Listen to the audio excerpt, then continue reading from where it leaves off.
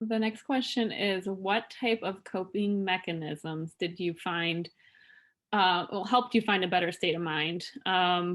You can start with the past and the toxic ones, and then the ones you use now.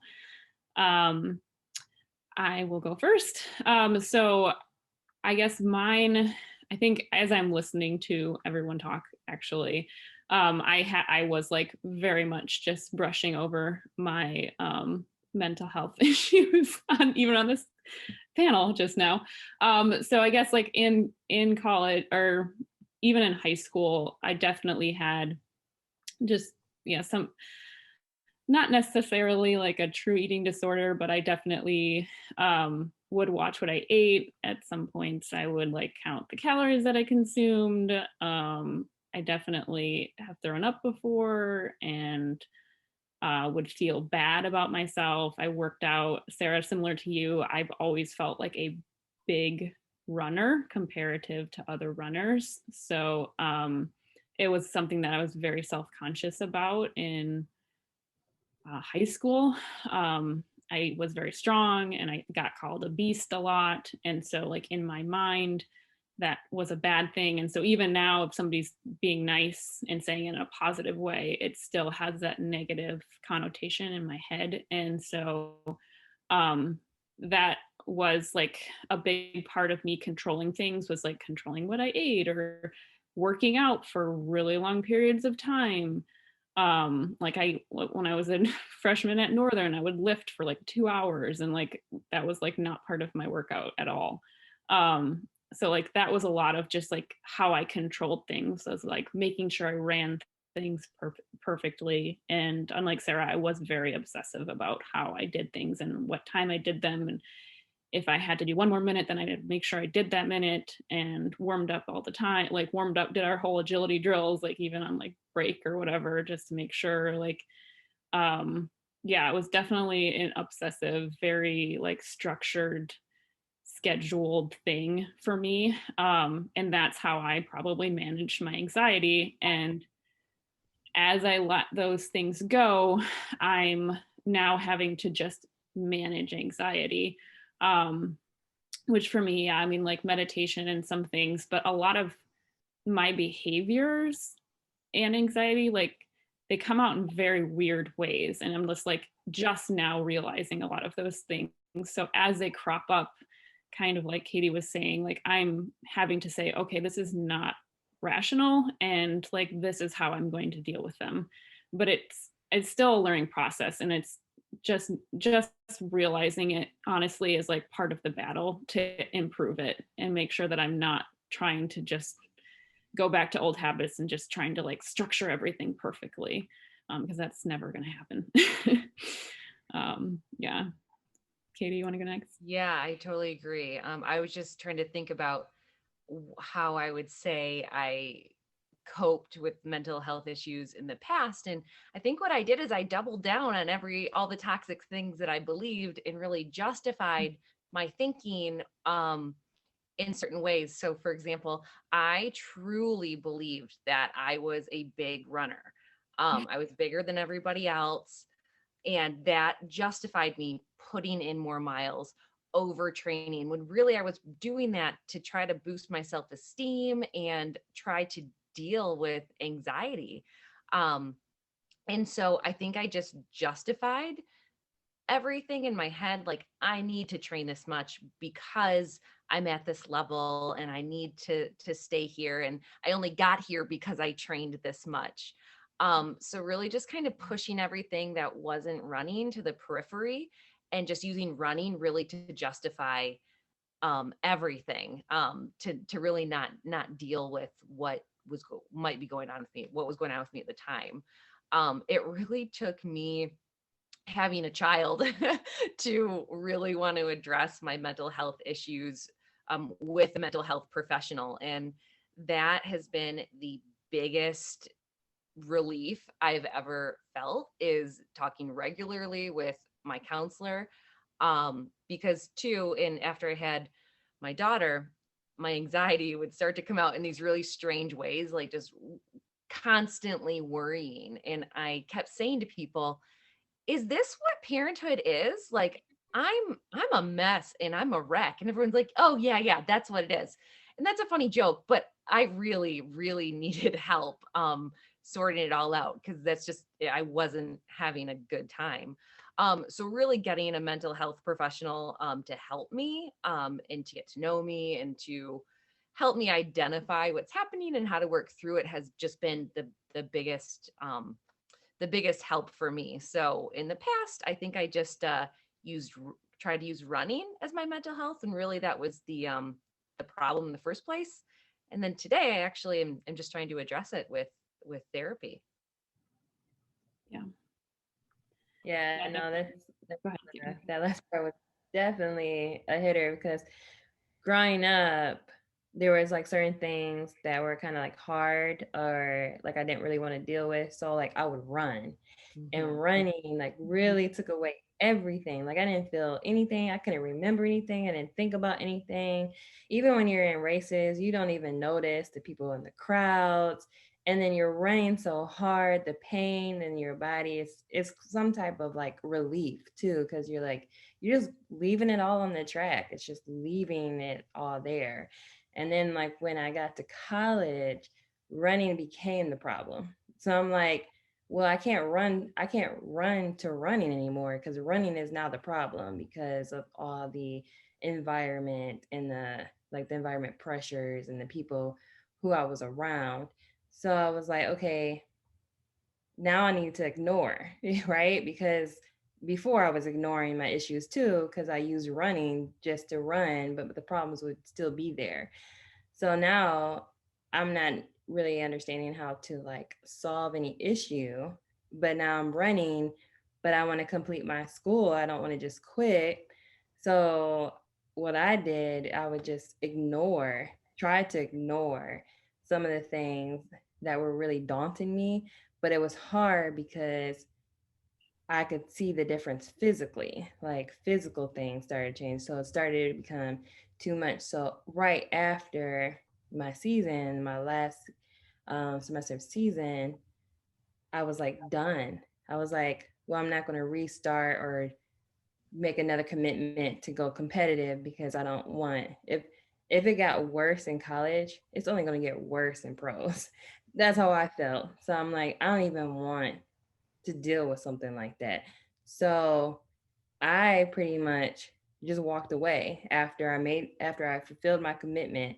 I walked away. But like now recently, like as an adult and like just going through life, I don't want certain circumstances and hard things to dictate if I pursue something or continue something or not.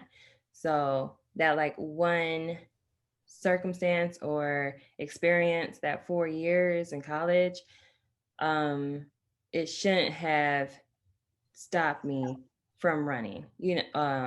So but so now I'm trying to deal with that and other things and aspects of my life. Like, okay, let's not shut down. Let's find other alternatives. Let's try to pursue it. And there's multiple different ways to pursue something. There's not just one path where, well, there's like billions of people on this earth. There's not just one path for one person. So it's an everyday struggle, an everyday thought process to try to deal with like mental health and overcoming things and making sure that other things don't stop you or prevent you from doing things that you want to do. Um, so it's always just checking my mind for sure. Like, was this my thinking? Am I doing this because I'm sad or am I depressed right now? Or, am I doing positive thinking? Am I saying affirmations, and stuff like that. So it's definitely ongoing. Even if I feel great, like I just got to make sure because I feel great because I'm checking on myself, so I'm doing self care. So to continue to do that keeps me in that safe place. Yeah, I think that is so key to keep doing those check-ins with yourself. I like you and Katie, I used my sport to as its own band-aid. And even after I left my team, cycling was the only thing I knew at the time. So even though I was so depressed that I would be rolling out of my door thinking, I hope I get hit by a car today. I was so incredibly sad and depressed. I still got on my bike every day because it's all I knew. And I had no other outlet at the time. It was so incredibly messed up. But like I said, I left that entire world, that entire life behind, and got really great help and a good there is nothing more rewarding than having a good therapist. And I told all my girlfriends about this woman and sent them all to her, and she sees like everyone now. It's pretty great. But now being so far removed from that, years down the line, I definitely have found a better balance of doing those check-ins with myself and saying, today was really stressful and crappy and I'm exhausted.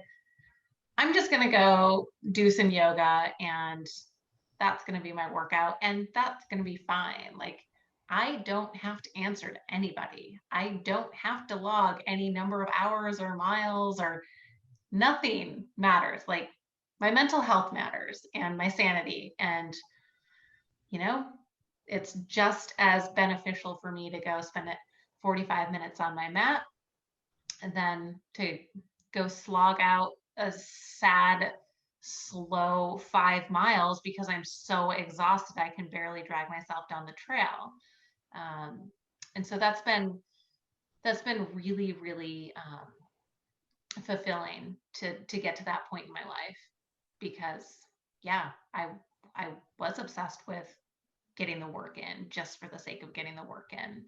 I mean, I don't think you ever reach that level of being a professional athlete or a high caliber athlete without some level of obsession or disorder most of the time. So yes, it's so worth it to just put in the hard work of facing your demons. I think my biggest coping mechanism, like during my senior year especially, was I got distracted with a different problem, and then I focused on that. Like, I got injured right after that indoor meet, and I had a stress fracture in my femur, and I know, and it gets worse. We actually decided with like the trainers and the doctors and everybody, since I only had 2 months left of my career, that we're going to do pain management and run through it. So my focus was on get through the day, which is probably one of the most unhealthy mechanisms you can get. And I probably coerced them into letting me do it more than anything. I don't blame them. Like, I wanted to do it. I only kind of regret doing it. But that's been the biggest source of my anxiety since then, because I think I have permanent damage from it in my nerves, in my hip. And so that's a big source now, because I take years off and trying to come back from that. And then I just compare myself to what I was when I was completely healthy before I hurt myself so badly. Like after my final race in my career, I was just crying to my coach and I was like, I can't believe it's over. And I wasn't talking about my career as an athlete in college. I was talking about, like, I don't have to run anymore. Like, I don't have to run on my leg. And it was such a huge relief. And like, yeah, I was super sad that I graduated and I was done with NCAA, like my time there. But yeah, so now I don't know, I want to be as fast as I used to be. And that's like the big goal. And that's the big picture in my mind. And instead of trying to be patient, I'm not a patient person when it comes to what I want to do with my training and things like that and paces. I get huge anxiety when I know I'm not running like I used to. And my coping mechanism for that was to stop. I'd stop and I'd walk home when the workout got tough, or if I started missing times. Even if I was 3 miles away from my house, I'd walk 3 miles home, and I just wouldn't do it. So I'd just take myself out of the situation and be like, I don't want to be near running whatsoever. So I just walk home sad. And now I finally started to be able to like talk myself into like just taking a break. And like, I just keep telling myself, I'm okay. Like, I'll get through it. And if I repeat that enough, then like I get back into the workout and I'm fine. And it's just because I was panicking and I was letting myself panic because of the stress, because I didn't know how else to cope with it other than stop and walk home, because I did that for a year. And those habits are hard to break, you know? And when I talked to my coach about that, when I talked to Pat about that, he tells me to write those splits that I did for workouts where I stopped and put it on my mirror. And when I see it, I have to smile and to be like, you know, it's okay to be here. It's okay to be in a position where you never thought to see yourself, in a position you might never wanted to be in, you know? So I use Post-it notes for everything. I have Post-it notes all over my door with, like, whether it's goals, how to reach goals, little mantras like I'd repeat to myself. You know, in college, I had one on the back of my door that was right by my handle to leave. And it said, you're fast enough to do this. And I looked at that every day. And I contribute like notes like that. Like, that's why I reached my goals, because I truly believed that I could do it, because I told myself to do it every day. And then I stopped doing it. And now I'm in that situation. So I've started doing it again pretty recently. And it's starting to help. And it's, you know, simple as one sentence with a positive thought on a Post-it note. It makes a world of a difference. I think I'm going to try that now. I was going to say too, like, definitely, I didn't really cover more of what I was doing now, which is, therapy. I read a really good cognitive therapy book. It was more about anxiety and depression, but it was like circular thinking and like the patterns in which you think, and then trying to like break those patterns. So ways you can like ask questions like, okay, well, if the world is ending, then like, what does that look like? Kind of like proofing each of these, or like shedding light on each of these beliefs that showed that they weren't actually real. It was just something that I had thought over and over and over and over again. So that was really helpful to me.